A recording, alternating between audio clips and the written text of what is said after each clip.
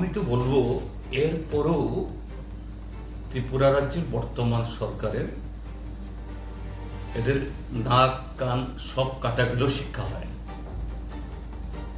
BCCI তাকে অযোগ্য ঘোষণা করেছে তপন লুতকে, তারপরেও বকলমে তিনি চালাচ্ছেন, কারণ তিনি এই শাসক জোটের আশীর্বাদ ধরেন।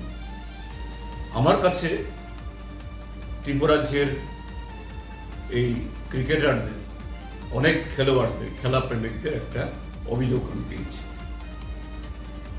এবং এই অভিযোগপত্র শুধু আমার কাছে না, ত্রিপুরা রাজ্যের মাননীয় রাজ্যপালের কাছে পাঠিয়েছেন, মুখ্যমন্ত্রীর কাছে কপি দিয়েছেন, মুখ্য সচিবের কাছে কপি দিয়েছেন।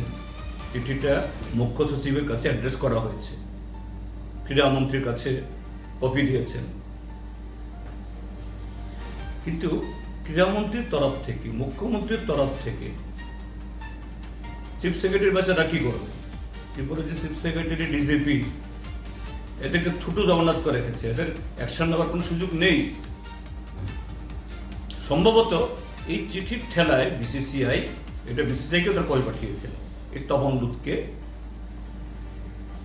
অযোগ্য ঘোষণা করেছে তারা।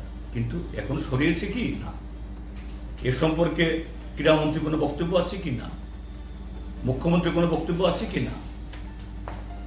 এর একটা খুব স্যালিয়েন্ট পয়েন্ট আমি বলছি, তারা কি কি অভিযোগ করেছে। যে এই স্টেডিয়াম নির্মাণ শুরু হয়েছিল বামফ্রন্ট সরকারের সঙ্গে, নরসিংগড়ে আন্তর্জাতিক মানের ক্রিকেট স্টেডিয়াম।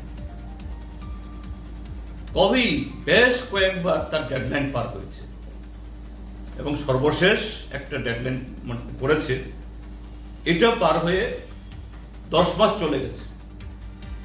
তো কাজকর্ম শেষ করে যখন কোনো প্রজেক্ট হ্যান্ডওভার করলে তারপরে না টাকা পয়সা রিলিজ করা হয় কন্ট্রাক্টরকে। এরা অভিযোগ করেছে 28 কোটি টাকা কাজ শেষ না করেই তাড়াতাড়ি দেওয়া হচ্ছে। 1, 2, 2025-26 সালের একটা ইন্টারিম বাজেট করেছে 108 কোটি টাকা, কোনো ব্রেকআপ, কি খাতে খরচ হবে, কেন খরচ হবে, এই তপন লুতের নেতৃত্বে 108 কোটি টাকা। তারপর সেখানে এই স্টেডিয়াম এখন হ্যান্ডওভার করা হবে, তো টিসিএ সেখানে বহু কোটি টাকার চেয়ার কিনছে, অন্যান্য এই আসবাবপত্র কিনছে প্রায় 5 কোটি টাকা, শুধু চেয়ার। তার সাথে অন্যান্য আরো এরকম আসবাবপত্র আছে আরো 2,77,00,000 টাকা। আর অ্যাসেট এখনো জমা দেওয়া হয়নি। কেন টিসিএ প্রায় 8 কোটি টাকা সেখানে ইনভেস্ট করবে, এবং তাও কোনো ফেয়ার টেন্ডার নেই? যাদের অভিযোগ সিঙ্গেল টেন্ডার দিয়ে নির্দিষ্ট একটা লোককে এমনভাবে তার স্পেসিফিকেশন তৈরি করেছে, তাকে দিতে হবে। তারপর এখানে ঘোষণা করেছে কেকেআর মানে বোধ হয় ওই কলকাতার শাহরুখ খানের ক্রিকেট টিম। শাহরুখ খানের মুখ দিয়ে তো কোনো শুনিনি, কেকেআর তরফ থেকে তো কোথাও এরকম হয়নি।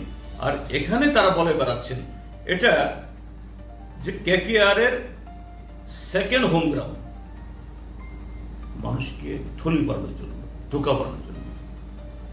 সই করেছেন বহু পথিত দশা ত্রিপুরা রাজ্যের ক্রীড়াবিদরা, ক্রীড়া সংগঠকরা, ক্রীড়া প্রেমীরা।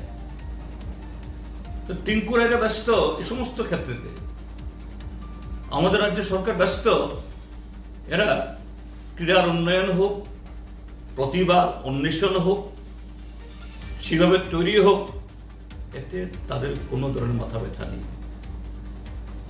শুধু এই যে ক্রীড়া প্রেমীরা যে অভিযোগ করেছেন, কোত্থেকে তারা অন্য রাস্তাঘাট, পানীয় জলের সব মুখ থুবড়ে পড়ে আছে। আগরতলাতে ব্যাংক মুতলেই এখন এই রাস্তা ডুবে যায়, ট্রেন ভরাট হয়ে যায়, জাতীয় সড়কের অবস্থা খারাপ, কাট মানি, সোর্স মানি, এখানেও আজকে সেই সংস্কৃতি হয়েছে। স্বাভাবিক অস্মিতারা জায়গা পাবে দূর থেকে, এরা বাধ্য হয়ে উত্তরপ্রদেশ চলে যাচ্ছেন, ওই হরিয়ানা চলে যাচ্ছেন, বাইরে চলে যাচ্ছেন। এটাই হলো ত্রিপুরা রাজ্যের যৌবনের নতুন প্রজন্মের কাছে অতি দুর্ভাগ্যের। এই হলো ঘটনা।